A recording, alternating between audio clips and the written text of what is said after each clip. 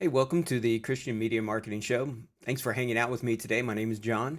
I'm the executive director of Kavanaugh Media, and on behalf of our whole team, thanks for listening to the podcast or watching the YouTube channel today. This is part four of a series on risk management. What was the impetus of this has been my own work in the area of GRC, which is governance, risk management, and compliance. It is a specific area within the cybersecurity realm. And when you talk about cybersecurity, it is kind of like just talking about medicine or computers. If somebody says, I'm interested in computers or I'm interested in medicine, there are hundreds, if not thousands, of specialities that can be really leaned into when you start talking about cyber security. Everything from penetration testing to red team, blue team, purple team, you name it. And so there's a lot to that. And it's been something that I have been leaning into. It's also something that you never master. Uh, People literally learn one tool or one skill, and that's what they do. They become very, very proficient at that. And so, for me, with the desire to serve you and to serve mission teams and churches and organizations around the world, the area of risk management was the one that seemed to be the natural fit, and also just the one that was an interest to me. And so this material is part of one of the certification areas that I have gone through that is a part of really just thinking through what is risk, where do we see it in the work that we do, how do we mitigate it, how do we solve for it, how do we know what's coming, the idea of being forewarned, how do we also use that to continue to accomplish the mission that Jesus has called you and me to do? Because with opportunity, there is risk. And so, risk itself is something that can be a positive or it can be a negative, whatever that outcome could be. It's also some of the tools that I shared with you last week are ones that can be used just when you have a problem and you need to find a solution. It's some of the exact same types of tools. And so when we looked at things like the five whys, or using a fishbone diagram, or just being able to put a score to different things, that's all part of that process of thinking through risk. And so with GRC, with governance, risk, and compliance, what we're doing with that is we're saying, okay, how do we operate with the mission in mind and the risk and the opportunities that are there? That's the governance part of it. How does that fit into not just what do we have, what can we afford, whatever, but also just how is the operating environment of what we're doing, but then also the compliance. Are we doing what we have said we are wanting to accomplish? So we've looked through 8 of the 10 principles that I wanted to share with you. And really, the ninth one and the 10th one today are really just capstone ones to this. This is the stuff that is the heart of what I am hoping that you will take away from this series. So let's go ahead and jump right into it. We have been looking through just the whole idea of risk management in Christian missions specifically. So, governance, risk, and compliance, some of these best practices. And so, as we've looked at tools and we've looked at how to evaluate risk, one of the things that I think that we need to be doing is to really just think through what we see and what other people see. And so, by that, what I mean is that we need to, point nine, collaborate with other organizations. A lot of times, partnership and collaboration is this mindset of you have something and I have something, or together we can do more. And I think when it comes to cybersecurity, that is definitely true. What I'm speaking of specifically, what I'm envisioning and hoping that could happen, is that we can share risk intelligence and we can share best practices within the broader mission community. Some organizations have full on staffing that handles their cybersecurity, their risk management. So it's not just cyber, okay? This is physical and just all sorts of things, financial, all of this encapsulates what I'm talking about. And so they have full on teams to do that, while smaller organizations and many times small teams don't. And so we need to pull our resources together and be able to share. a technique that is being used against a Christian mission organization or a mission team in one location is probably the same technique that's going to be used against other teams and other locations and other organizations. And so the sharing of this threat intelligence and risk intelligence to me is really important.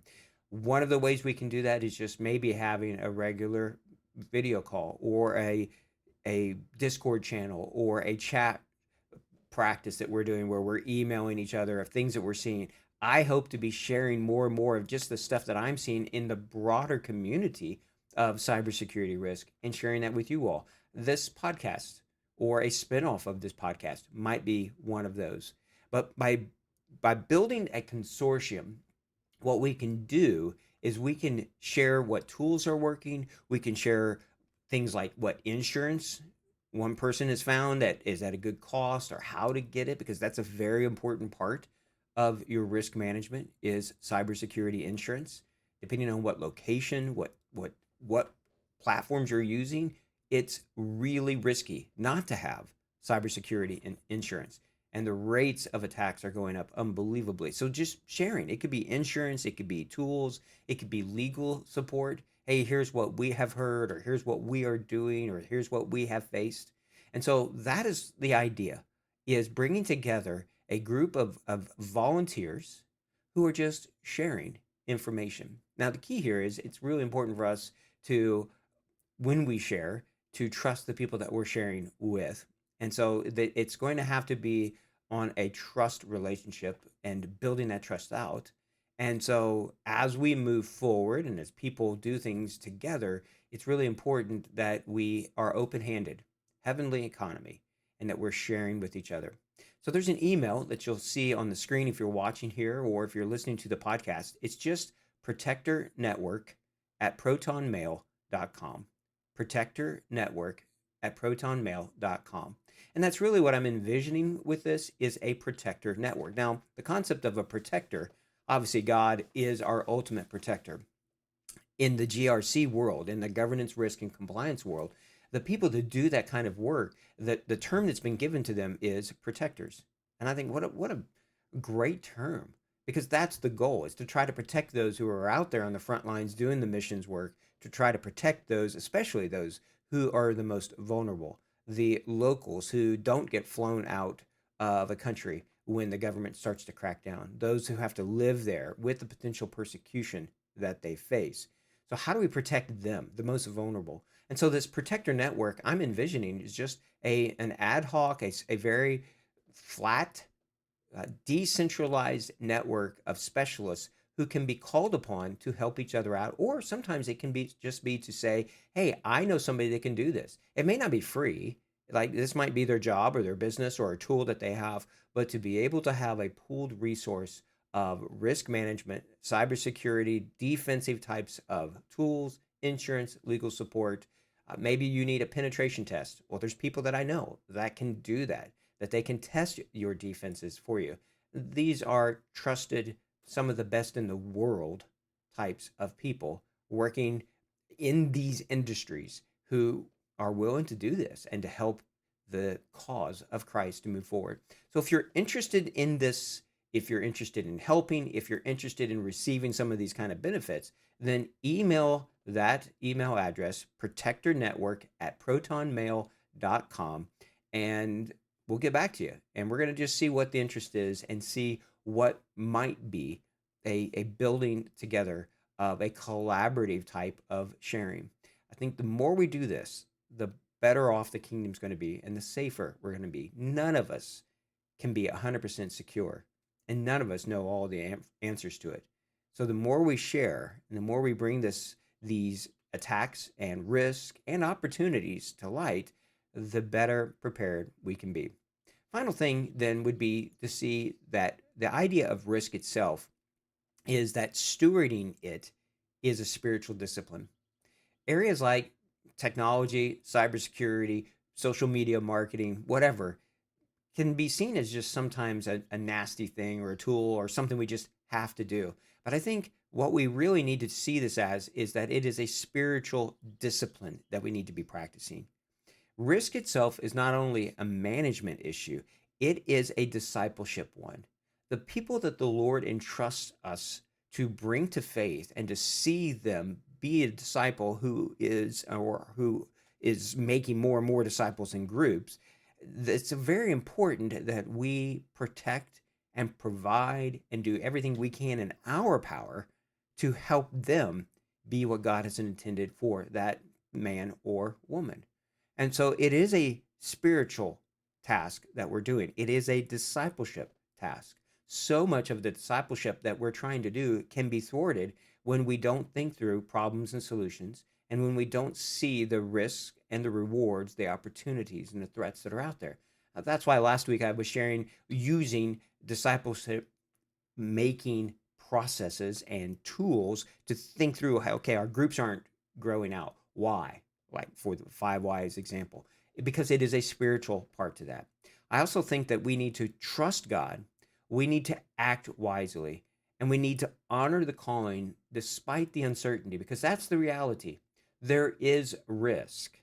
And if we look at it and we go, well, I just don't want risk, then we can't do what God is calling us to do.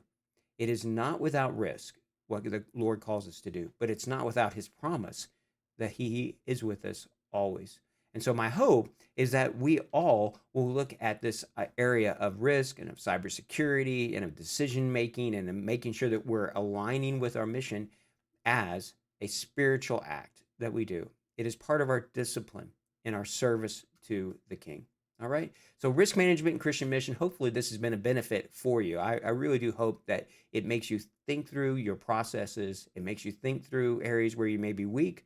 Maybe there are areas where you're strong. And if so, we would love to hear about that, because that's the kind of stuff that I would love to find a way for us to continue to share what we're learning, and so that we don't have to keep making the same mistakes. I think it's important that we will take risk, and sometimes they won't always work, but let's share what that is. I think that's just so important. We learn from our mistakes so that we don't keep making the same ones. All right. Thanks so much for listening. As always, please subscribe to the YouTube channel, subscribe to the podcast, share it with other people. We really do appreciate it. And we are honored to serve you. Thank you for all you do for the King. Thank you for all you do for the kingdom and seeing it take place in the places that for people who have yet to hear the name of Jesus. Thank you for doing all that you can to see the renewal of all things. Take care and God bless.